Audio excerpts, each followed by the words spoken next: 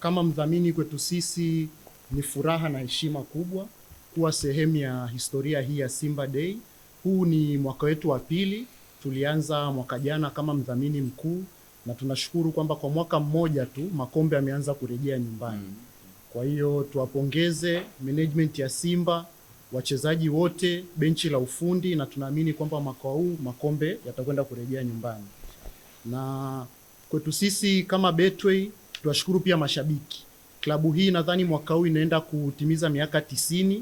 Ni miongo 9 ambayo wengi wetu hawakuwepo, lakini klabu hii imekuwa ikibebwa na mashabiki miaka nenda rudi. Kwa hiyo kwa Betway mwaka huu ahadi yetu sisi ni kwa mashabiki.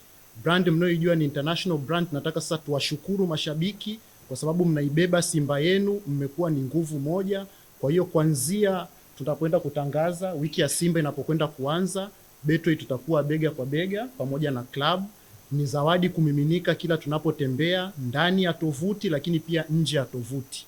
Tunaongelea vitu vya free bet, tunaongelea jackpot kurudi, tunaongelea zawadi kama kusafiri na timu, kupata jezi mpya nzuri zilizosainiwa, na hizi zitakuwa ni exclusive kwa watu wachache. Kwa hiyo tujiandae kwa experience kubwa za kimataifa kwa jinsi ambavyo mnaona hadhi ya Betway Tanzania, lakini katika nyanja za kimataifa.